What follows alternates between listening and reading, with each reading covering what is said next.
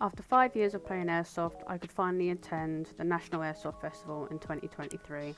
I kitted up with the UCal merchandise and we headed down there on the Friday.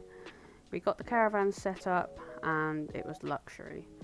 In this video I'll show you more about the gameplay to begin with and then the social side afterwards. So Saturday morning, myself and call sign Bucky and the rest of the gang headed to the main safe zone. It was a fair walk, hence why I sped this up just a little bit for you. Knowing it was a fair walk from the safe zone back to the camping area, we spent a little time making sure we got all our kit ready and we didn't have to come back. My only thing at this point was that when we drove into the camping area, we weren't checked for any tickets or wristbands or anything like that. And obviously if you weren't playing on the game day, you could just pay 50 quid just to camp. However, I didn't see them checking this at all, so anybody could have just driven into the area and set up a tent and then not realised. So on the way in, Korea's Photography were handing out some discount business cards, so I managed to ask them where I needed to go because we had booked some in-game photos and they were really helpful. Make sure you give them a follow on Instagram for some awesome photography shots. And then he'll come out with you. Cool. Alright, sounds good.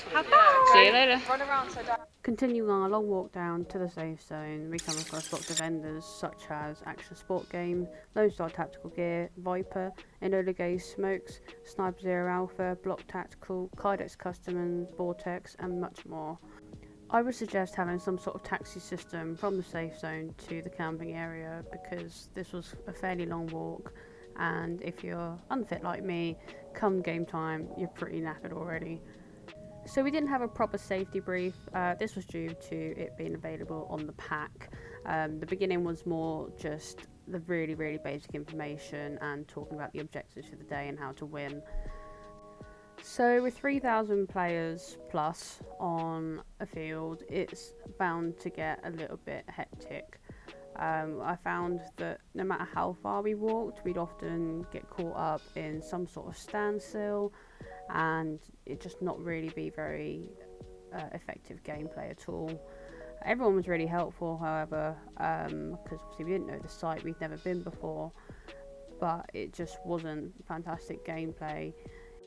The site in general had a really nice mixture of some fairly overgrown parts and then some really open areas as well, so that was really good, and I reckon on a normal skirmish it'd probably be quite good to snipe there.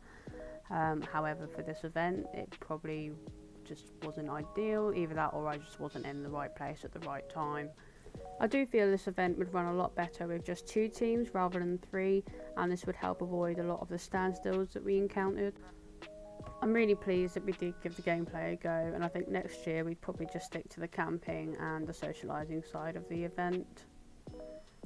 So on to the entertainment side of things. The Friday and Saturday night they put on a couple of live bands which created a really good atmosphere, with a raffle also on the Saturday evening which was due to the players' numbers, and then on the Sunday they held a quiz, another raffle, and also gave out lots of free shit.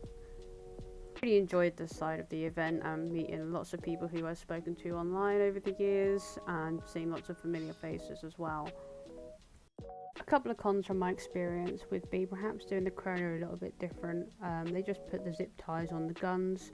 My suggestion would be perhaps ticking off the players' numbers who have come to chrono their guns, so that way you know everybody has done this.